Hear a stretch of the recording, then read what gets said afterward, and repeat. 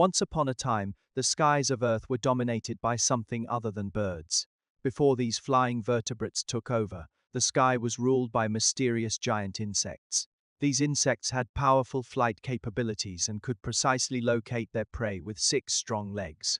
They would grab their victims and use their sharp mandibles to tear them apart, making them the most formidable predators of their time. The largest known flying insect on Earth today is the Meganeura, which dominated the skies during the Carboniferous period for a long time. However, this era didn't last forever.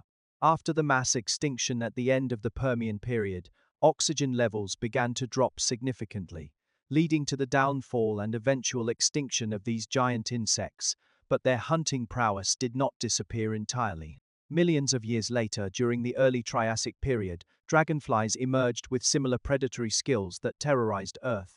Creatures even more effectively than their ancient relatives, their abilities surpassed those of modern lions and sharks, making them unmatched in both land and sea. Now let's talk about how they hunt. Modern dragonflies and giant Meganeura may look alike, but are not direct descendants. They share a common ancestor, but belong to different evolutionary branches. The Meganeura belongs to the extinct order Protoptera, while modern dragonflies belong to the Odonata order. Despite Earth's oxygen limitations and competition from other aerial predators, modern dragonflies remain fierce hunters. When it comes to catching mosquitoes, many people think of frogs, geckos, or birds. But dragonflies are also formidable mosquito killers. In fact, they are considered a lifelong nemesis by mosquitoes because dragonflies prey on them at every stage of their life cycle. Starting from the larval stage, when they begin hunting mosquito larvae. Dragonfly larvae, known as nymphs, spend most of their time underwater and move around by crawling rather than swimming like fish. To become effective hunters, they need some tools. Their coloration changes depending on their environment, providing excellent camouflage. They breathe through rectal gills, which also serve as a secret weapon for quick bursts of speed when needed.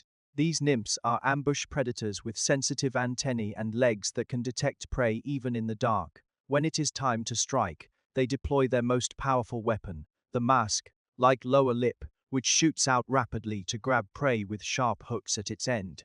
Recent studies using high-speed cameras and CT scans have revealed that this mechanism is powered by 2 independent spring-like muscle systems, amplifying the force for a rapid and deadly attack. This allows dragonfly nymphs to hunt unexpected prey like tadpoles, fish, and even salamanders. Some reports suggest they can catch tree frogs too, though I would need more evidence on that.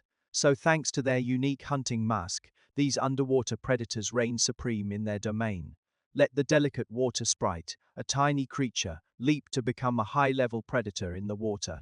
As you can imagine, facing such weaponry, mosquito larvae, known as wrigglers, have no chance of resistance. That is right. Although this little critter primarily targets moving prey, it won't eat mosquito eggs. However, slow-moving wrigglers that hatch and start to move are easy targets for them. None escape their hunt. According to statistics, a medium-sized water sprite can consume 30 to 100 wrigglers in a day, with larger ones eating even more. Of course, this is under high-density conditions. On average, one water sprite eats thousands of wrigglers per year, making them a nightmare for mosquitoes' childhood. But the nightmare doesn't end there. Once grown into dragonflies, these creatures continue to be a lifelong torment for mosquitoes. Before we delve into how dragonflies torment mosquitoes, let's talk about the magic of dragonflies. Their juvenile stage lasts longer than you'd imagine. Some species remain in the larval phase for up to 5 years, with extreme cases lasting 8 years. Yet their transformation into adult dragonflies only takes a few weeks or months. Overall, most dragonflies spend over 90% of their lives as larvae. These water sprites go through 6 to 15 molts before they are ready to transform. When the time comes, they swim to the surface and remain still with their heads above water. This special ritual isn't just for show, it is a crucial transition from underwater breathing to air breathing. Once this phase is over, they can never return to the water. After adapting to the outside air, they seek plants to climb onto and begin their metamorphosis. The larval exoskeleton splits at the back of the head and thorax, allowing the adult form to emerge. Once blood lymph fills its wings, the dragonfly takes flight, beginning its short but intense life as an adult. Now for a question from Xiaogao. Why do dragonflies have such unique life cycles compared to other insects like bees, butterflies, fruit flies, and mosquitoes? Their larval stage lasts years while adulthood is measured in weeks or days. What survival strategy does this serve, and what advantages does it offer in nature? The most liked answer from the last episode was correct. Welcome everyone to participate. ILL highlight the top comment with the most likes. After emerging as an adult dragonfly, their hunting abilities are fully evolved. The mosquitoes that finally escape the larval stage aren't a match for them. What once relied on antennae and legs underwater now boasts one of the strongest eyes in the animal kingdom, 30,000 to 40,000 compound eyes with individual light, sensitive cells providing near negative 360-degree vision, combined with its lightning fast brain processing visual information, prey can escape detection. Moreover, dragonflies have exceptional flight capabilities. Their wings are independently controlled, allowing them to perform maneuvers like hovering, flying forward and backward, accelerating, and making sharp turns, skills that help catch fleeing prey. They fly at speeds of 50 to 60 kilometers per hour, one of the fastest in the insect world. Even more terrifying is their hunting strategy. They don't blindly chase prey, but predict its next move based on flight patterns, making them highly efficient hunters with a success rate of up to 95%, surpassing lions and sharks.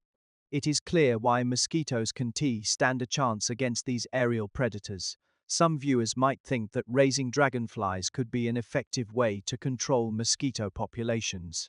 While theoretically sound, it's as challenging in practice due to the need for clean water habitats like ponds, lakes, or rice field ditches with plants for shelter and breeding.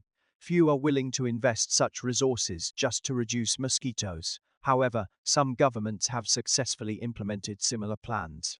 Thailand is one example where they introduced broad-bodied chasers to combat urban Aedes aegypti mosquitoes spreading diseases like dengue fever and Zika virus.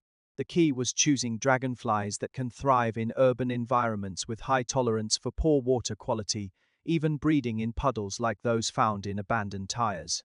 Aquariums filled with green algae, rooftop water tanks, the sources under potted plants. These small containers are perfect habitats for mosquitoes in urban areas. No need for large ponds. The Thai government introduced these dragonflies into such containers to combat mosquitoes. Surprisingly, it worked incredibly well. Mosquitoes suddenly found themselves hunted from birth to adulthood.